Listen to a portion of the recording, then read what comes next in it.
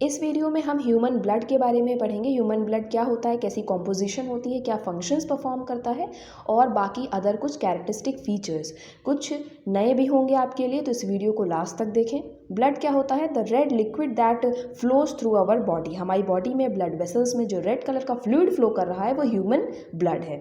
Then without this fluid no human can survive. और बिना इस फ्लूइड के, absence of this fluid, human survive नहीं कर सकते। ऐसा क्यों कहा जा रहा है? बिकॉज ब्लड जो है ये ट्रांसपोर्टेशन मीडियम का काम करता है और इसका सबसे ज़्यादा इम्पॉर्टेंट फंक्शन है transportation of oxygen and carbon dioxide. मतलब हमारी पूरी बॉडी में ब्लड सर्कुलेट होता है और ऑक्सीजन को हर एक ऑर्गन के सेल्स और टिश्यूज़ तक ट्रांसपोर्ट करता है, और जो कार्बन डाइऑक्साइड एक वेस्ट गैस है जो बाकी सेल्स फॉर्म कर रहे हैं, वो कार्बन डाइऑक्साइड को बॉडी से एक्सपेल आउट करता है। सारे ही ऑर्गन्स, टिश्यूज से कार्बन डाइऑक्साइड लेते जाना, फिर लंग्स में जाके एल्वेलाई तक गैसियस एक्सचेंज करना, फिर एल्वेलाई से कार्बन डाइऑक्साइड बाहर रिलीज हो जाती है। तो ये ट्रांसपोर्टेशन का काम हमारा ब्लड करता है, जो कि एक बहुत ही इंपॉर्टेंट फंक्शन है। Then an average adult has around 5 litres of blood. एक एवरेज हेल्थी ह्यूमन बॉडी में 5 लीटर ब्लड प्रेजेंट होता है। Most of the blood cells are made in our bone marrow. हमारे बोन मैरो में सारी blood cells form होती हैं। Blood cells का क्या मतलब है? RBC, WBC and platelets. इनको कलेक्टिवली हम क्या कहते हैं? ब्लड सेल्स कहते हैं। आरबीसी, डब्ल्यूबीसी और प्लेटलेट्स को हम कलेक्टिवली ब्लड सेल्स कहते हैं। तो सभी ब्लड सेल्स बोन मैरो में फॉर्म होती हैं। Now the question arises is the what is bone marrow. Bone marrow क्या होता है? बोन मैरो एक तरह का सॉफ्ट स्पॉन्जी टिश्यू है, ठीक है, जो कि लॉन्ग बोन्स में पाया जाता है। मतलब बोन मैरो सारी बोन्स में नहीं प्रेजेंट होता, सिर्फ हमारी बॉडी की जो लॉन्ग बोन्स होती हैं, जैसे कि थाई बोन है, ह्यूमरस बोन है, इसमें प्रेजेंट होगा। तो लॉन्ग बोन्स में बोन मैरो पाया जाता है। बोन मैरो भी 2 तरीके का होता है, एक रेड बोन मैरो होता है और एक येलो बोन मैरो होता है। देख लेते हैं दोनों की लोकेशन।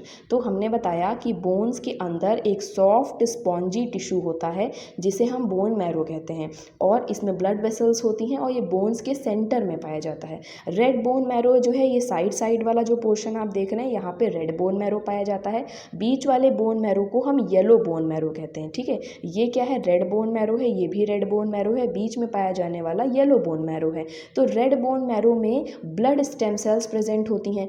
फिर एक क्वेश्चन अराइज होता है कि स्टेम सेल्स क्या होती हैं? स्टेम सेल्स ऐसी सेल्स होती हैं जिनके पास पावर होती है, कैपेबिलिटी होती है कि वो किसी भी ऑर्गन की सेल्स को फॉर्म कर सकती हैं। जैसे कि अम्बिलिकल कॉर्ड होती है, उसे प्रिजर्व करके रखा जाता है क्योंकि उसमें बहुत सारी स्टेम सेल्स प्रेजेंट होती हैं, ठीक है। स्टेम सेल्स ऐसी सेल्स होती हैं जो किसी भी सेल्स का फॉर्मेशन कर सकती हैं। तो यहाँ पे ब्लड स्टेम सेल्स प्रेजेंट होती हैं जो कि आरबीसी, डब्ल्यूबीसी और प्लेटलेट्स का फॉर्मेशन करती हैं। तो जो जितनी भी हमने अभी आरबीसी, डब्ल्यूबीसी और प्लेटलेट्स पढ़ी, मतलब जो ब्लड सेल्स हैं, उनका फॉर्मेशन रेड बोन मैरो में होता है। येलो बोन मैरो अभी यहाँ पे टॉपिक में ज़रूरी तो नहीं है, लेकिन हम जान लेते हैं। सेंटर में येलो बोन मैरो है और यहाँ पर क्या होता है? कार्टिलेज का फॉर्मेशन होता है। मोस्टली यहाँ पे फैट का फॉर्मेशन होगा और बोन सेल्स बनेंगी। तो ये येलो बोन मैरो के बारे में हो गया। अभी हमें सिर्फ रेड बोन मैरो के बारे में ही ध्यान रखना है कि रेड बोन मैरो में ब्लड स्टेम सेल्स प्रेजेंट होती हैं। स्टेम सेल्स भी मैंने एक्सप्लेन कर दिया, और यही स्टेम सेल्स आरबीसी, डब्ल्यूबीसी और प्लेटलेट्स का फॉर्मेशन करती हैं।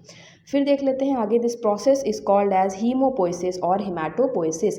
Means formation of blood is called as haemopoiesis और हिमैटोपोइसिस, और formation of blood cells from the bone marrow is called as haemopoiesis और हिमैटोपोइसिस। मतलब ब्लड बनने की प्रोसेस को, फॉर्मेशन ऑफ ब्लड को हम हीमोपोइसिस कहते हैं या हिमैटोपोइसिस कहते हैं। ब्लड को 2 कैटेगरी में डिवाइड किया गया है, सॉलिड पोर्शन में जिसे हम फॉर्म्ड एलिमेंट्स कहते हैं, लिक्विड पोर्शन में जिसे हम प्लाज्मा कहते हैं। प्लाज्मा का ज़्यादा कंटेंट होता है, 55% होता है टोटल ब्लड, और 45% फॉर्म्ड एलिमेंट्स होते हैं। मीन्स सॉलिड पोर्शन जो होता है वो 45% होता है, जो लिक्विड पोर्शन होता है वो 55% होता है।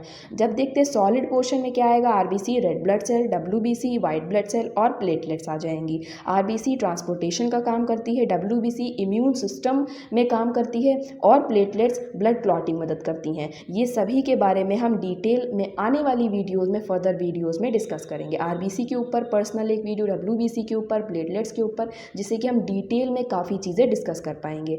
फिर प्लाज्मा के बारे में देख लेते हैं। ये स्ट्रॉ कलर्ड का विस्कस फ्लूइड होता है। इस फ्लूइड की कॉम्पोजिशन की बात करें तो 90 से 92% वाटर प्रेजेंट होता है, 6 से 8% प्रोटीन प्रेजेंट होती हैं। प्रोटीन, मेजर प्रोटीन्स का नाम आपको याद रखना है, फिब्रिनोजेन, ग्लोबुलिन और एल्ब्यूमिन मेजर प्रोटीन्स होती हैं। फिब्रिनोजेन जो है ये तो ब्लड क्लॉटिंग फैक्टर है, और ग्लोबुलिन, एल्ब्यूमिन ये ऑस्मो रेगुलेशन में और डिफेंस मैकेनिज्म में काम करती है। 3 मेजर प्रोटीन्स का नाम आपको याद रखना है, प्लाज्मा में प्रेजेंट होती हैं। Plasma without the clotting factor is called as serum, means blood के अंदर ही प्लाज्मा होता है और प्लाज्मा के अंदर ही सेरम होता है। जब हम प्लाज्मा को लेते हैं और प्लाज्मा से क्लॉटिंग फैक्टर्स को एक्सट्रैक्ट कर लेते हैं, क्लॉटिंग फैक्टर्स को हटा देते हैं, तो जो बचता है लिक्विड पोर्शन उसको हम सेरम कहते हैं। ब्लड एक तरह का कनेक्टिव टिश्यू है, ये हम जानते हैं, हमने एनिमल टिश्यू में पढ़ा था 9th क्लास में कि जो एनिमल टिश्यू होता है उसमें कनेक्टिव टिश्यू भी एक पार्ट होता है, एपिथेलियल टिश्यू होता है, मस्कुलर टिश्यू होता है, नर्वस टिश्यू होता है।